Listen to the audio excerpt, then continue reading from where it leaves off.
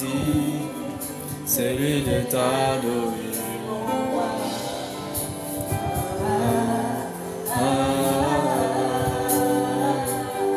Je veux exprimer, je veux exprimer,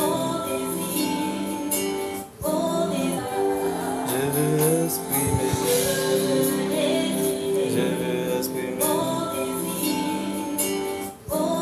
Mon bouclier, nous voulons t'adorer, notre rocher, nous voulons t'adorer.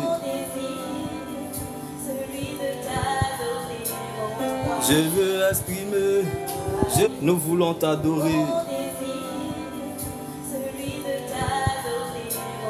Je veux exprimer, je veux béca dans la tristesse. Je veux exprimer comme Anne dans les pleurs. Je veux exprimer comme Batimée désespéré. Je veux exprimer comme Ézéchias dans la maladie incurable. Je veux exprimer désespéré, je veux exprimer comme Ézéchias dans la maladie incurable. Je veux exprimer, comme Isaac à Essek. Je veux exprimer comme Isaac à Sitna. Je veux exprimer comme Isaac à Rehoboth. Je veux exprimer comme Jésus à Golgotha. Je veux exprimer comme David dans la vallée. Je veux exprimer comme Moïse à Massa. Je veux exprimer, je veux exprimer, je veux exprimer, je veux exprimer, je veux exprimer, je veux exprimer, je veux exprimer, je veux exprimer, je veux exprimer, je veux exprimer. Il m'aime encore. Il m'aime encore. Bien-aimé dans le Seigneur, bienvenue à notre temps d'enseignement, bien-aimé. Notre temps d'enseignement dans le livre de Luc 15, verset 24.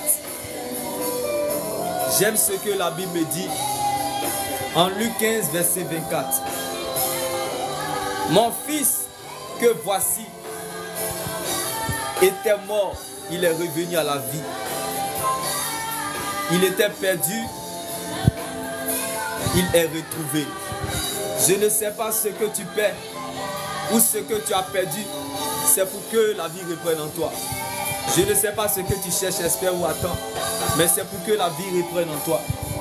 Je ne sais pas ce qui te fait pleurer ou ce qui te fait mal, mais c'est pour que la vie reprenne en toi. Car il n'y a pas de brisement, bien-aimé, il n'y a pas de gloire sans brisement. Il n'y a pas, bien-aimé, de pleurs profondes sans tête baissée. Il n'y a pas de gloire sans brisement. Donc si vous n'êtes pas brisé sur la terre, c'est que le ciel n'a rien à vous offrir.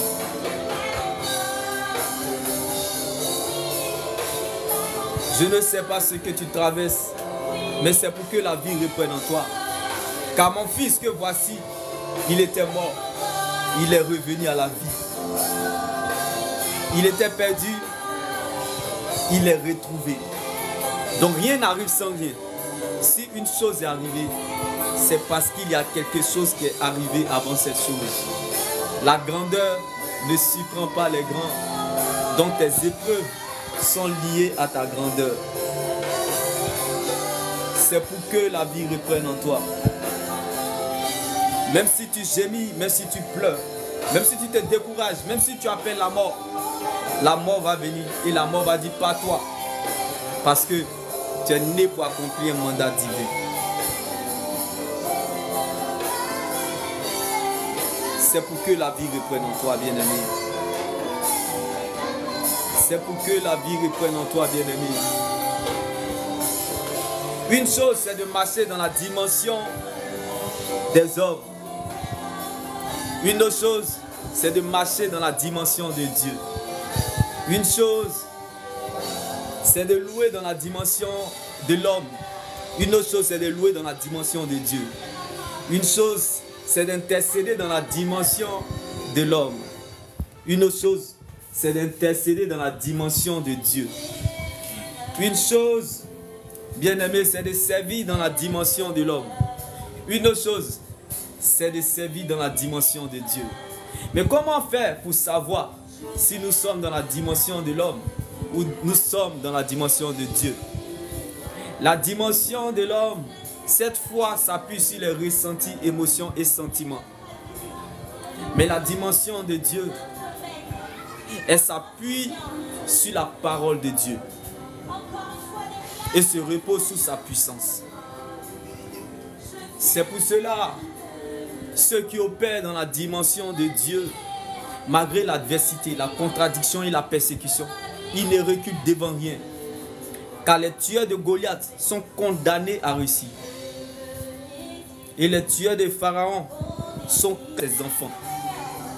Car Dieu a déjà préparé ou prévu ce qu'il va faire pour ses enfants. Donc nous n'avons pas besoin de savoir le temps ou le moment où ces choses doivent arriver. Un jour dans sa présence vaut mieux que 1000 ans ailleurs. C'est pour cela, laisse-moi t'annoncer cette bonne nouvelle en ce jour. En Luc 15, verset 24, j'aime ce que la Bible dit.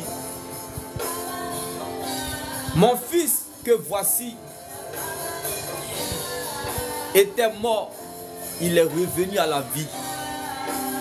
Il était perdu, il est retrouvé. Alléluia. Donc bien-aimé, je ne sais pas ce qui s'arrête dans ta vie, mais c'est pour que la vie reprenne en toi. Car mon fils qui était mort, il est revenu à la vie.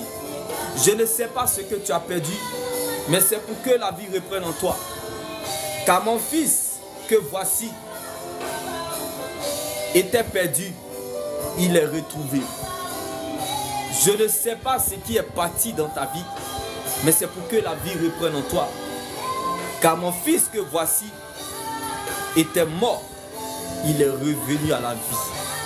Alors laisse-moi t'annoncer cette bonne nouvelle en ce jour. Le problème n'est pas le problème. Le problème n'est pas ce qu'on te fait. Le problème n'est pas le temps qui passe qui compte pour Dieu. Le problème se situe au niveau de ton cœur. Est-ce que ton cœur est suffisamment prêt à affronter ce qui arrivera lorsque Dieu t'aura déjà exaucé? Car ce que Dieu cherche et veut bâtir en toi a plus de valeur que ce qu'il veut te donner. Donc, c'est pour cette raison Dieu te laissera toujours gérer ce que tu connais. Mais lui, il gère ce que tu ne connais pas. Car dans tout ce que tu souffres, c'est pour que la vie reprenne en toi. Bien-aimé, les tueurs de Goliath sont condamnés à réussir. Pourquoi? Parce que même l'échec, l'humiliation, c'est pour que la vie reprenne en eux. L'adversité, la contradiction, la persécution, c'est pour que la vie reprenne en toi. L'inacceptable, l'incompréhension, l'inexplicable, c'est pour que la vie reprenne en toi. Et cette vie n'est pas la vie de la dimension 15, verset 24. Et mon fils que voici était perdu et il est retrouvé. Mon fils que voici, bien-aimé, était mort. Il est revenu à la vie. Chaque jour est un jour de repentance pour un véritable enfant de Dieu. Chaque jour est un jour de délivrance pour un véritable enfant de Dieu. Car le malheur vient souvent, mais la délivrance est toujours. Car les bontés de l'Éternel ne sont point épuisées. Ses compassions ne sont pas à l'éternel. Elles se renouvellent chaque matin. J'aimerais dire à quelqu'un en ce jour, le thème de mon message, c'est que Dieu nous interpelle en ce jour en nous disant une chose, c'est de marcher dans la dimension de l'homme. Une autre chose, c'est de marcher dans la dimension de Dieu. Mais comment faire pour marcher dans la dimension de Dieu? Il faut d'abord être sincère. Aimer Dieu, c'est d'abord le connaître. Marcher avec Dieu, c'est d'abord être sincère. Et vivre avec Dieu, c'est épouser sa parole. C'est ça la dimension de Dieu.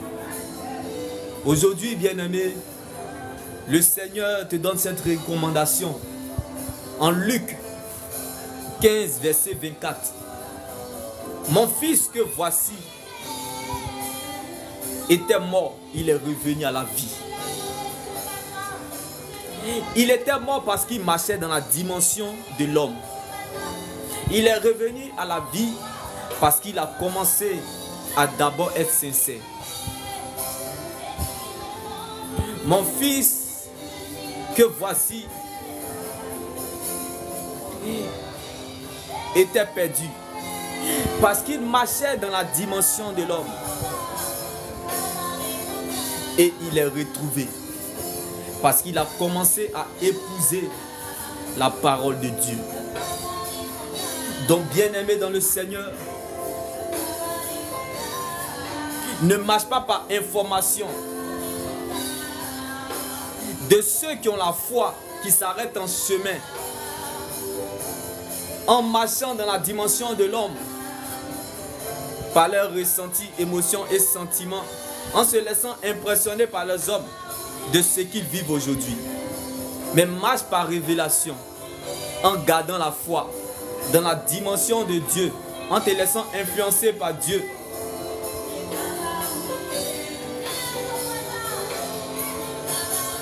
En épousant sa parole. En ne regardant pas à ce que tu vois, mais à ce qu'il t'a dit. Car Dieu ne se trouve pas à la parole, mais dans sa parole. Dieu veille sur sa parole. Donc, la vraie stabilité d'un enfant de Dieu et la vraie joie dans le Seigneur Jésus ne dépend pas du confort, ni du climat extérieur, ni de ce qu'il a dans ses poches ou dans ses mains, mais de la présence de Dieu dans le corps de son cœur. Donc que la joie du Seigneur soit ta position. Quelle que soit ta position, sois consolé dans le nom de Jésus-Christ. Car celui qui a fait le testament vit encore. Il n'a pas changé sa position. Car Jésus est le même hier, aujourd'hui, demain, et il demeure éternellement. Donc la parole de Dieu est notre position. La royauté ne se vit pas à l'extérieur, mais plutôt à l'intérieur du royaume, dans sa parole.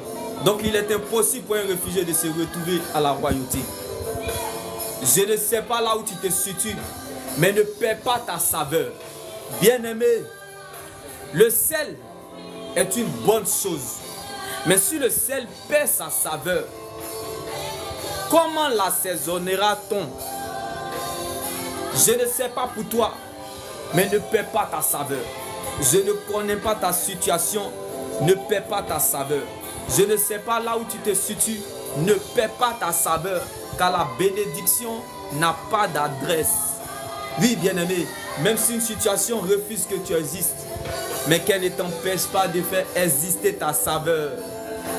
Même si tu ne veux plus croire, le ciel croira à ta place, car il n'y a pas de place dans ses cœurs. Bien-aimé, donc tu n'as pas d'autre choix que de ne pas croire. Crois au-delà de tes limites. C'est ça la grande et vraie foi. Et de se dire, pour y arriver, j'ai besoin de Dieu. Non pas pour obtenir des choses pour soi-même, mais pour les autres, en étant à leur servir, aider, relever et soutenir. Car c'est par le sens du sacrifice pour les autres qu'on devient roi. Que tes rêves occupent les intérêts de Dieu, afin que Dieu prenne la forme de ce qui te manque.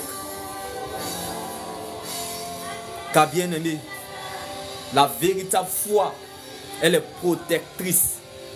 La foi, c'est une garantie. La foi, c'est une confiance. Oui, bien aimé, c'est une confiance de marcher dans la dimension de Dieu. La foi est une confiance de marcher dans la dimension de Dieu. Je ne sais pas si tu marches dans la dimension de l'homme, mais je t'appelle en ce jour d'apprendre à marcher dans la dimension de Dieu. Marcher dans la dimension de l'homme, c'est se laisser impressionner par les hommes de ce que nous vivons aujourd'hui. Mais marcher dans la dimension de Dieu, c'est une mentalité, c'est une folie. Malgré l'adversité, la persécution, on ne recule devant rien. Car les tueurs de Goliath sont condamnés à réussir. Et les tueurs de Pharaon sont caractérisés par la persévérance. Bien-aimé, je veux exprimer comme David dans la vallée. Je veux exprimer comme Joseph en prison. Je veux exprimer comme Daniel dans la fosse au lion. Daniel ne marchait pas dans la dimension de l'homme dans la fosse au lion. Combien de lions ont dû dévorer des hommes? Mais aucun lion n'a pu toucher Daniel, ni tuer Daniel. Parce que Daniel marchait dans la dimension de Dieu. Bien-aimé, pour marcher dans la dimension de Dieu, il faut d'abord être sincère. Car c'est la sincérité qui attire l'attention de Dieu. La Bible déclare qu'ils étaient 3 dans la fournaise de feu. Mais il y avait une 4e personne qui marchait avec eux. Jésus-Christ est dans ta fournaise. Parce que tu marches dans la dimension de Dieu. Je ne sais pas là où tu te situes, mais tu as comme l'impression que tu es découragé. Mais il y a une petite espérance qui revient toujours dans ton cœur pour te dire que ça ira. Je compte sur toi. Le ciel compte sur toi. Et tu te relèves toujours. Cette promesse te charge. Même quand tu ralentis, même quand tu affaiblis, cette dimension de Dieu qui est en toi se charge toujours de te réveiller. Champion, championne, tu es né pour accomplir un mandat divin. On ne meurt pas sans ça. Tu es né pour ça. Donc tant que tu n'es pas encore arrivé à l'accomplissement de ce que Dieu a dit, même si tu appelles la mort va venir, la mort va dire pas toi. C'est pour cela que j'aime ce que la Bible me dit. En Luc 15, verset 24. Mon fils que voici, il était mort et il est revenu à la vie. Il était perdu et il est retrouvé. Je ne sais pas ce que tu as perdu. Je ne sais pas ce qui s'arrête. Je ne sais pas ce qui est parti. C'est pour que la vie reprenne en toi. Vérifie bien ce qui reste. Car Dieu commence toujours avec le reste. Simon était dans son échec à la pêche cette nuit. Il a dit, sur ta parole, je jetterai le filet.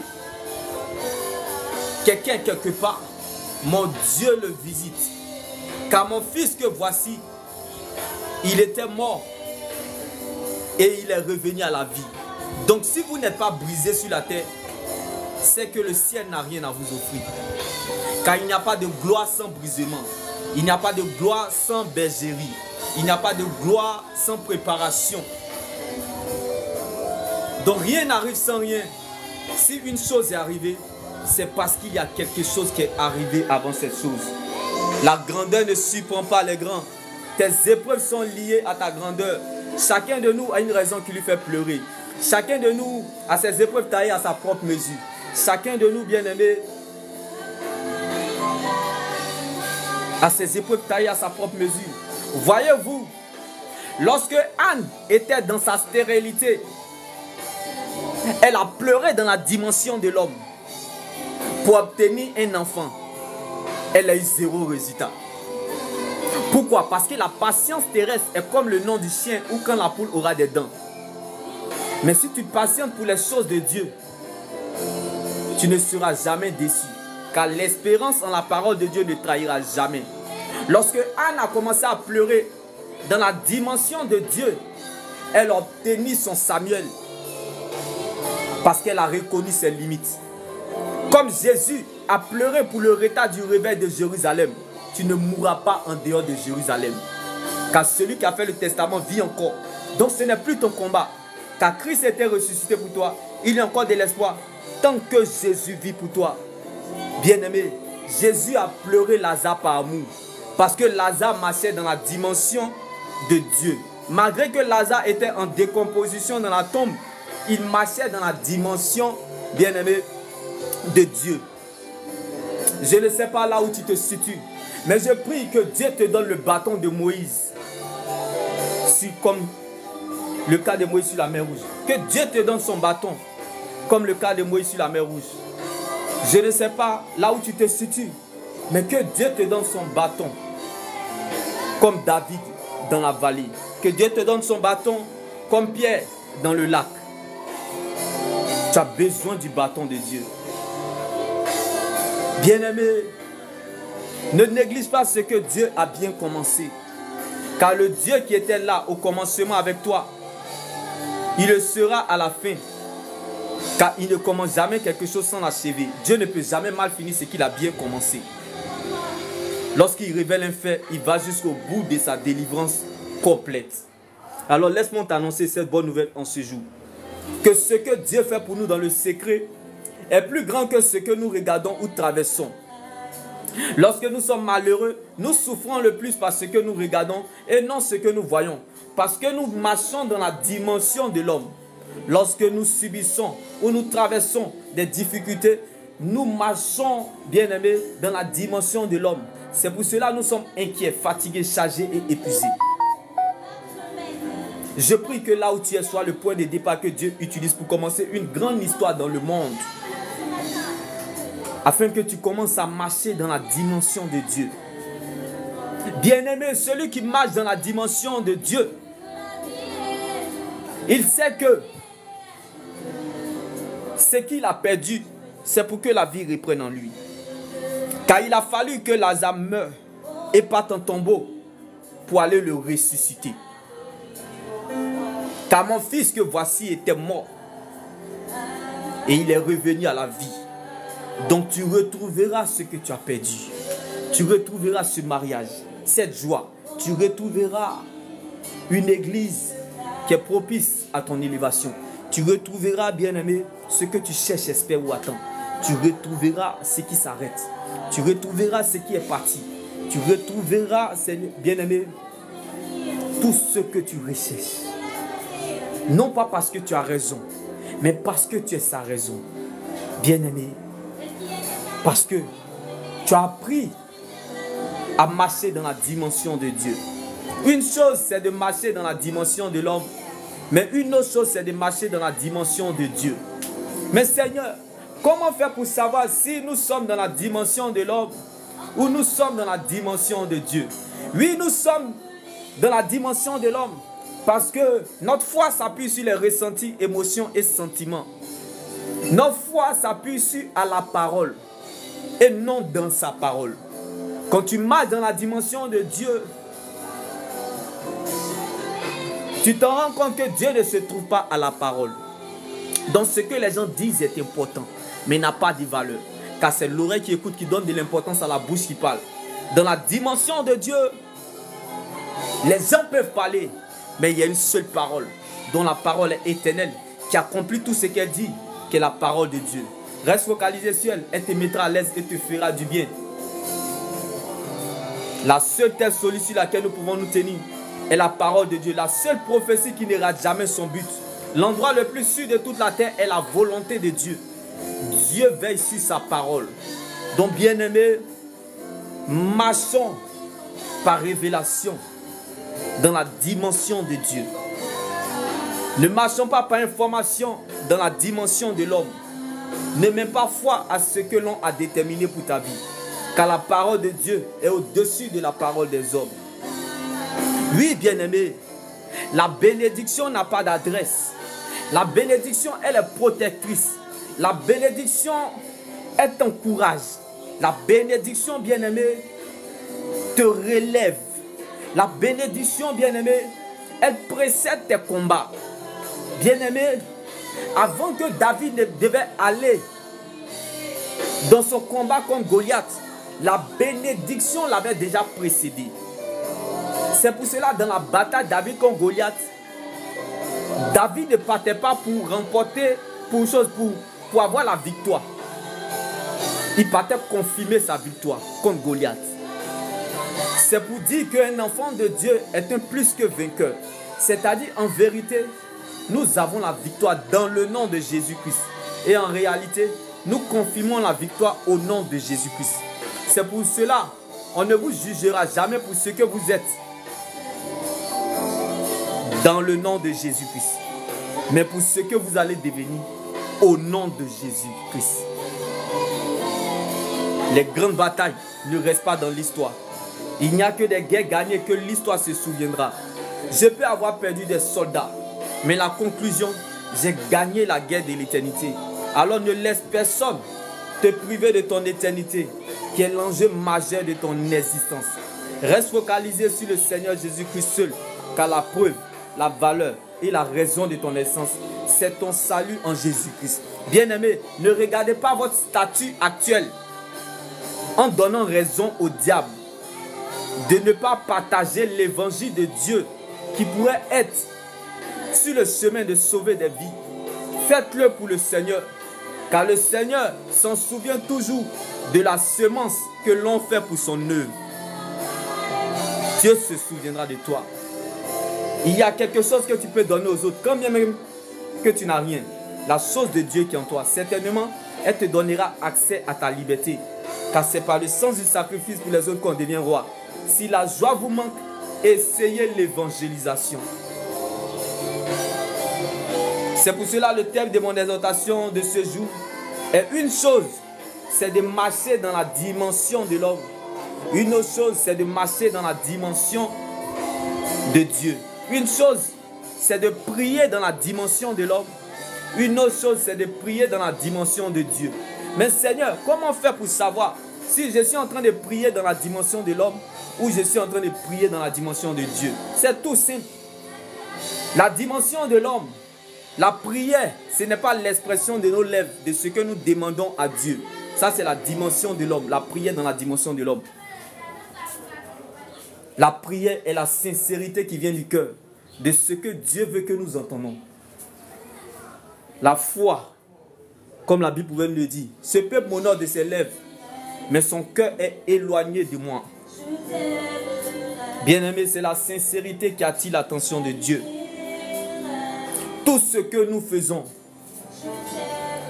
pour Dieu, d'autres le font, mais ils pensent qu'ils sont dans la dimension de Dieu. Pourtant, ils sont dans la dimension de l'homme. Parce qu'ils interviennent, ils opèrent par ressenti, émotion et sentiment. Pour savoir si quelqu'un est en train de marcher, prier ou opérer dans la dimension de l'homme, cette personne est poussée par les ressentis, émotions et sentiments. Quelqu'un qui marche dans la dimension de Dieu, qui est en train de prier dans la dimension de Dieu, ou qui opère dans la dimension de Dieu, bien-aimé, ce genre de personnes, eux, ne tiennent pas compte du commencement. Malgré l'adversité, la contradiction et la persécution, eux, ils marchent vers la fin. Pour marcher avec Dieu, il faut d'abord être sincère. Si tu veux marcher dans la dimension de Dieu, si tu veux opérer dans la dimension de Dieu, si tu veux, bien-aimé, prier dans la dimension de Dieu, il faut d'abord être sincère. Car c'est la sincérité qui attire l'attention de Dieu. Lorsque nous sommes sincères, sa présence habite en nous. C'est-à-dire, tant que sa présence n'est pas là, je ne prie pas. Tant que la présence de Dieu n'est pas là, je ne marche pas. Moïse pouvait nous le dire. Tant que tu ne nous accompagnes pas, tant que tu ne marches pas devant nous, nous n'irons point de ce lieu. Ça, c'est la race de ces personnes qui marchent, qui opèrent ou qui prient dans la dimension de Dieu. Ils ont besoin de la présence avant de commencer. Ils ont besoin de la présence de Dieu avant de commencer toutes choses. Bien-aimé, depuis que tu es né, as-tu remarqué cela? T'es-tu posé une fois cette question? Beaucoup de personnes vont à la recherche de ce qu'ils cherchent, espèrent ou attendent, sans marcher dans la dimension de Dieu. On les appelle des voitures sans carburant. Beaucoup de personnes recherchent le mariage, le succès, les voyages, le confort, les grandes maisons, les grandes voitures, sans marcher ou opérer ou prier dans la dimension de Dieu. Ils sont considérés dans le monde spirituel des voitures sans carburant. Tu as comme l'impression qu'ils vivent, mais pourtant ce sont des morts parmi les vivants. Aujourd'hui, je prie que tu apprennes à marcher dans la dimension de Dieu. sa présence dans ta vie. Bien-aimé, ne marche pas par information en te laissant impressionner par les hommes de ce que tu vis aujourd'hui, en marchant dans la dimension de l'homme, par les ressentis, émotions et sentiments. Mais marche par révélation, en gardant la foi, en te laissant influencer par Dieu, en marchant dans la dimension de Dieu, de ce que Dieu a dit. Car Dieu veille sur sa parole et se trouve dans sa parole. Ne perds pas ta saveur. Le sel est une bonne chose. Mais si le sel perd sa saveur, avec quoi l'assaisonnera-t-on? Peu importe les circonstances, peu importe ce que tu traverses, peu importe ce que l'on pense de toi, peu importe ce que l'on a déterminé sur ta vie, ne perds pas ta saveur, car la parole de Dieu est au-dessus de la parole des hommes. Nous devons savoir que nous avons une étoile. Nous devons prendre conscience, nous en rendons compte que nous transportons une très grande grâce glorieuse. Bien-aimé, David était dans la vallée, mais il transportait une très grande grâce glorieuse. Joseph était en prison, mais il transportait une très grande grâce glorieuse. Daniel était dans la fosse au lion, mais il transportait une très grande grâce glorieuse. Nous devons nous en rendre compte que Dieu a mis de très grandes et bonnes choses en nous. Donc, apprenons à minimiser les circonstances de la vie et laissons nos foi s'exprimer. Car celui qui a fait le testament vit encore. Donc ce n'est plus ton combat. Car Christ a été ressuscité pour toi. Il y a encore de l'espoir tant que Jésus vit pour toi. Comme en Luc 15, verset 24. Mon fils que voici, il était mort, il est revenu à la vie. Il était perdu et il est retrouvé. Je ne sais pas ce que tu as perdu, ce qui s'arrête ou ce qu'on te fait. C'est pour que la vie reprenne en toi. Vous ne pouvez pas suivre Jésus et ne pas vous attendre au déshonneur public. Si vous décidez de suivre Christ, vous devez vous attendre à souffrir injustement pour la cause de Christ. À l'inacceptable, l'incompréhension. Oui, l'adversité, la contradiction et la persécution est inévitable lorsque Christ. À l'inacceptable, l'incompréhension. Oui, l'adversité, la contradiction et la persécution est inévitable lorsque...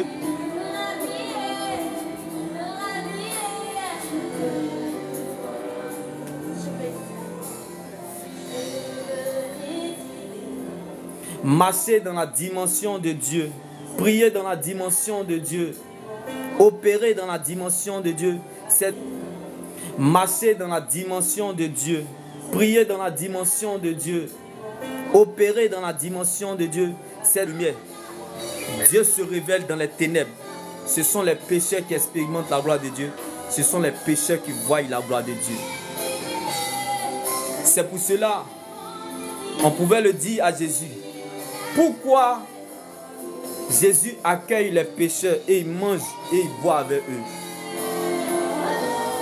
Parce que là où tout est perdu, là où c'est fini, là où c'est mort, c'est là la vie de Dieu reprend.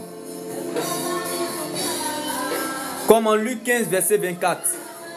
Mon fils que voici était mort, il est revenu à la vie. Il était perdu et il est retrouvé. Donc il n'y a pas de gloire sans brisement. Si vous n'êtes pas brisé, c'est que le ciel n'a rien à vous offrir. C'est pour cela, quand les gens voudront te déterrer, Dieu te plantera et te fera repousser. Et quand les gens, bien-aimés, voudront te faire tomber, c'est là le ciel sera prêt à t'exposer. La grandeur ne surprend pas les grands. C'est pour cela, bien-aimés, aujourd'hui, apprends à rechercher quelle est la dimension de l'homme et quelle est la dimension de Dieu. Aujourd'hui, je veux apprendre à marcher dans la dimension de Dieu. Mais comment faire pour marcher dans la dimension de Dieu? Une chose, c'est de marcher dans la dimension de l'homme, mais une autre chose, c'est de marcher dans la dimension de Dieu. Seigneur, pardonne-nous, car nous sommes limités. Donne-nous de demeurer dans ta présence. Car l'espérance en la parole de Dieu ne trahira jamais. Bien-aimé, marcher dans la dimension de Dieu, c'est d'abord être sincère. Parce que l'espérance en la parole de Dieu ne trahira jamais. C'est pour cela, bien-aimé, si vous voyez quelqu'un dans votre entourage qui est fatigué, qui est chargé ou qui est épuisé de sa situation, c'est parce que cette personne marche dans la dimension de l'homme avec Dieu. La personne ne marche pas dans la dimension de Dieu avec Dieu. Mais cette personne marche dans la dimension de l'homme avec Dieu.